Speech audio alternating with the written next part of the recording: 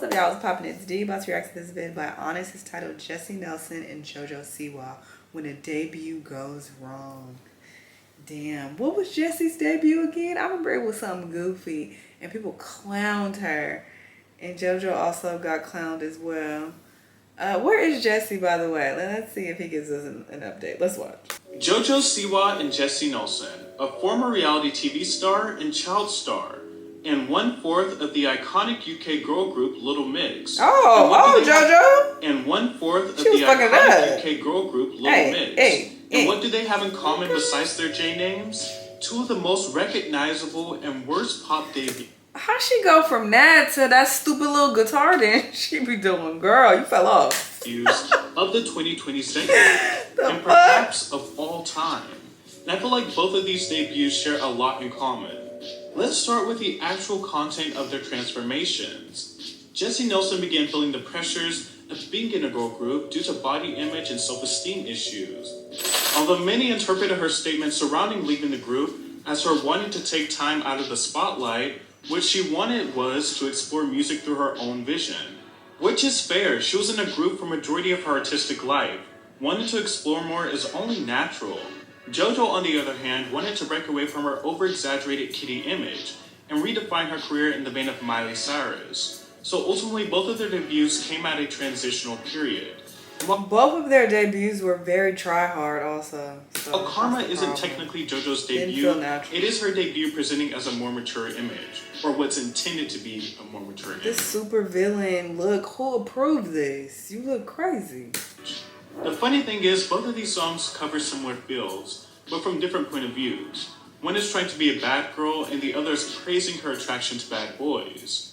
Both are convinced of their own coolness and edginess, but end up feeling a bit try-hard, especially given how late Karma and Boys both feel in terms of trends. I wouldn't say that Boys is a terrible song like Karma is, it just goes nowhere. Certain aspects also don't highlight just I reacted to this on my Patreon, it was horrible. His voice well. Like, I could imagine Ariana Grande singing this song and bringing it to a completely different level.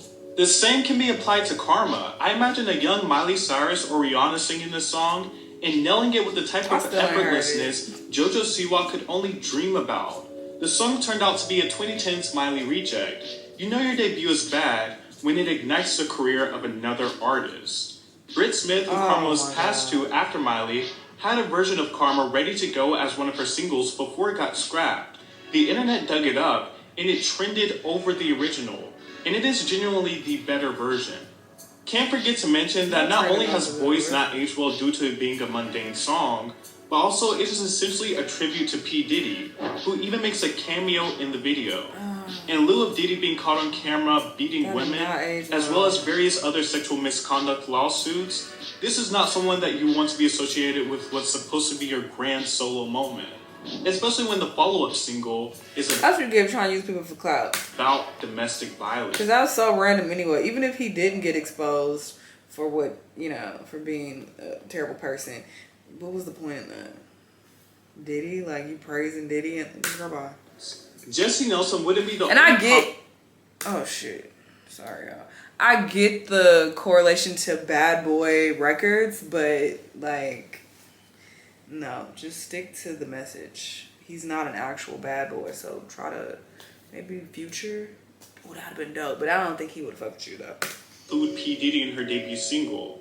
But Boys is no TikTok by Kesha. It's not half as Bad good Boy or not as fun. even... TikTok is also not indebted to Diddy's whole shtick like Boys, that literally interpolates a Diddy song. So both of the songs in many ways are indebted to Sonic or... Oh, it was a sample of Bad Boy Flirt? Oh, yeah, what?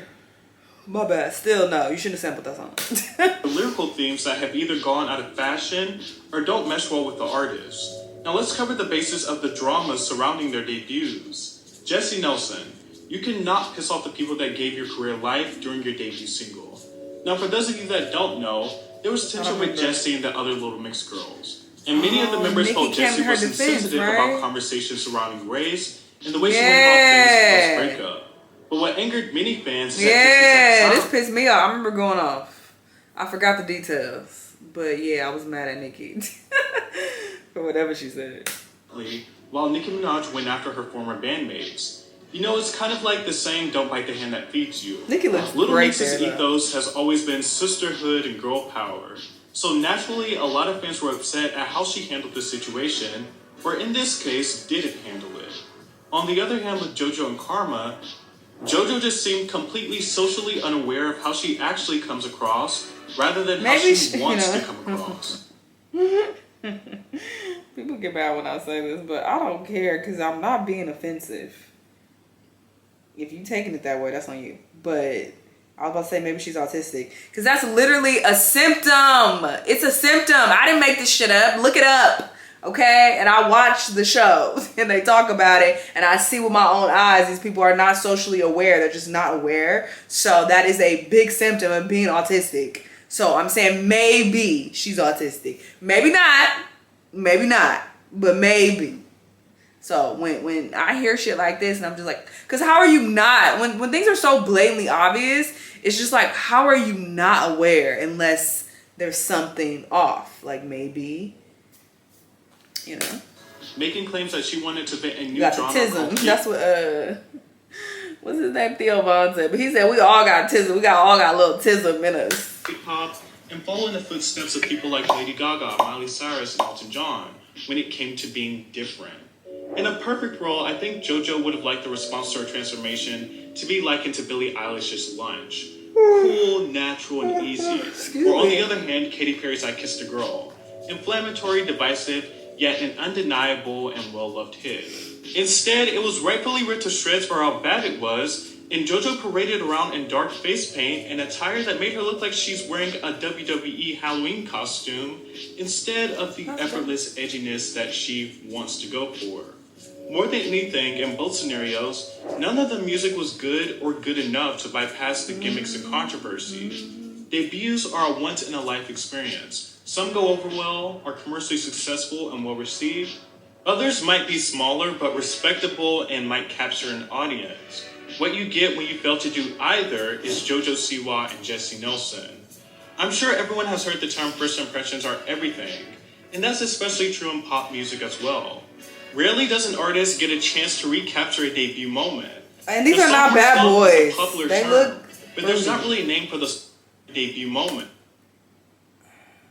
I would not look at him and be like, yes, bad boy. The sophomore slump is a popular term, but there's not really a name for the slump of a debut, which is why I like to call it the debut downer. A debut downer is the perfect storm of everything going wrong during your debut song. Clever play. For pop artists, this might include, but is not limited to, little to no commercial success, particularly if you clearly have a big machine, a big push, high-profile features, yet still didn't break any ground. The most important thing in my eyes, though, is if the music is good. Commercial success is fleeting, but a good song will always be in rotation by someone, no matter how big or small the artist is. Another thing would be is if there is controversy and the music doesn't survive alongside it. For example, Miley's Wrecking Ball and We Can't Stop, Katy Perry's I Kissed a Girl, Baby One More Time by Britney, are examples of songs where the music survived and excelled alongside the controversy. Unlike Karma and Boys, where the controversy overtook the songs and they had no real benefit with their debut. Once again, JoJo's debut literally sparked the career of someone else, and not because they were featured on not current Lil' Kim, but Lil' Kim a few faces ago. No shade. Song, but because their 2010 version of the song is better than the version officially released by JoJo. It's also interesting that both Jesy Nelson and Jojo Siwa had previous audiences, so they had the opportunity to really capitalize and grow with those audiences instead of completely ostracizing them. One thing that could be said is starting off your music career with a debut downer is there's no way to go but up. Or at least in theory there should be. Oh my God. Jesy Nelson's second single was a stark difference from her debut. A lush Bond meets Billy meets Lana ballad about the tragedy she said, I'm leaving this urban shit alone. That comes with violent relationships. But due to her debut being less than stellar, less people were willing to tune in. And that's also a ripple effect that can happen. People can pigeonhole you if your debut is bad. Spectacle is pop tradition and a part of the machine. But I think their debut... can't even get it out. That performance was so embarrassing and bad. I reacted to that too on my Patreon. I remember. You show that it's not always the easiest way to establish yourself, and there still needs to be a level of finesse and charisma to successfully pull it off. They both were just incredibly cringy. Like, why? I don't know who approved all these decisions with them, but like he said, the good thing is you ain't got nowhere to go but up. But I didn't even know Jesy had a second single, so that's a problem as well. People don't want to tune in to whatever you got going on after that because they like you trash, you know? But hopefully they figure it out. Good luck to them. Y'all let me know what y'all think. Let me know what other videos you've been watching. I'll see y'all in the next one. Bye!